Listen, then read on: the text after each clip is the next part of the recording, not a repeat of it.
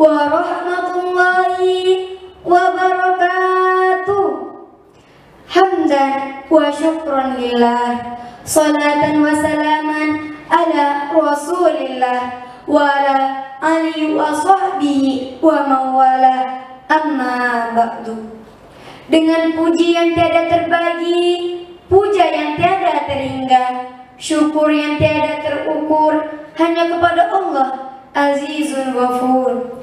Salawat serta salam limpah bertabur kepada junjungan kita Nabi Agung Muhammad SAW yang telah memberikan tatanan dan tuntunan serta menjadi suri tauladan. Allahumma sholli ala Muhammad wa ala ali Muhammad. Nabi penghulu seluruh umat, membawa rahmat di dunia dan akhirat. Hadirin yang dirahmati Allah, dalam kesempatan ini izinkanlah saya Halimatus Sa'diyah menyampaikan pidato tentang malam istimewa Nuzulul Quran. Bulan Ramadan adalah salah satu bulan mulia dan istimewa dalam Islam. Pada bulan ini Allah Subhanahu wa taala menurunkan Al-Qur'an untuk pertama kalinya kepada Nabi Muhammad SAW melalui malaikat Jibril. Al-Qur'an yang merupakan mukjizat Nabi Muhammad yang terbesar, di samping sebagai mukjizat juga merupakan petunjuk dan pedoman hidup di dunia dan akhirat. Sebagaimana firman Allah Subhanahu wa taala yang berbunyi, A'udzu billahi minasy syaithanir rajim. Bismillahirrahmanirrahim. Syahrul Ramadan alladzi unzila fihil Qur'an. Unzila fihil Qur'anu hudan linnas. Hudan linnasi wa bainatin minal huda wal furqan. Artinya, bulan Ramadan adalah bulan yang di dalamnya diturunkan Al-Quran sebagai petunjuk hidup manusia dan penjelasan mengenai petunjuk itu dan pembeda antara yang benar dan yang batil. Surah Al-Baqarah ayat 185.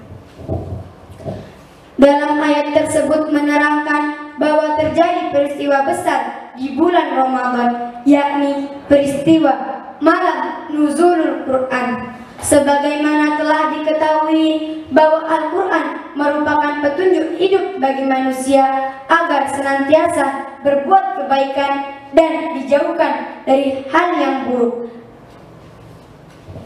Hadirin yang dirahmati Allah, apakah ada yang tahu apa itu malam Nuzulul Quran? Malam Nuzulul Quran adalah malam ketika Al-Quran diturunkan kepada Nabi Muhammad SAW untuk pertama kalinya. Ketika itu malaikat Jibril mendatangi baginda Nabi Muhammad yang sedang bertahanus di Gua Hira. Malaikat Jibril langsung meminta Nabi Muhammad untuk membaca. Bacalah, kata malaikat Jibril.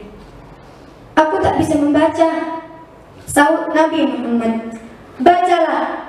Kembali malaikat Jibril mengulang. Perintah membaca itu diucapkan malaikat Jibril sebanyak 3 kali. Namun tak berubah, Nabi Muhammad SAW selalu mengatakan bahwa ia tak bisa membaca. Sampai pada satu titik turunlah wahyu pertama Allah Subhanahu wa taala kepada Nabi Muhammad SAW. A'udzu billahi minasy syaithanir rajim. Bismillahirrahmanirrahim. Iqra bismi rabbikal ladzi khalaq. Khalaqal insana min 'alaq. Iqra wa rabbukal akram. Alladzi 'allama bil qalam. 'Allamal insana ma lam ya'lam. Bacalah dengan menyebut nama Tuhanmu yang menciptakan. Dia menciptakan manusia dari segumpal darah. Bacalah, dan Tuhanmu lah yang Maha Pemurah, yang mengajarkan manusia dengan perantaraan pena. Dia mengajarkan manusia apa yang tidak diketahuinya. Surah Al-Alaq ayat 1-5. Hadirin yang dirahmati Allah, lalu apa yang mesti kita lakukan untuk memaknai atau menyemarakkan malam nuzul Quran di zaman sekarang? Setidaknya ada 2 amalan yang bisa dilakukan oleh umat Islam untuk memperingati malam nuzul Quran.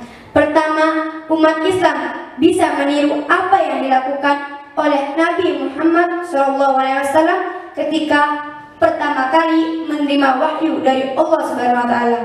Amalan itu adalah mendekatkan diri kepada Allah Subhanahu wa taala. Kedua, memperbanyak interaksi dengan Al-Qur'an, baik dengan membaca, mempelajari maupun menghafalnya.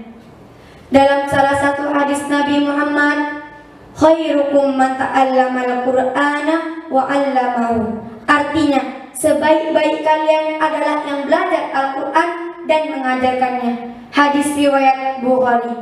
Oleh karenanya, marilah kita senantiasa membiasakan diri membaca serta mau berupaya mengamalkan apa yang terdapat dalam Al-Quran itu, hingga nantinya kita akan meraih berbagai macam kebahagiaan dan ketenangan hidup, baik di dunia maupun di akhirat nanti. Amin, amin, Allahumma amin. Hadirin yang dirahmati Allah, yang baik-baik datangnya dari Allah, yang tak baik datangnya dari hamba Allah yang dhaif. Bila mana apa yang saya sampaikan kurang berkenan, mohon dimaafkan.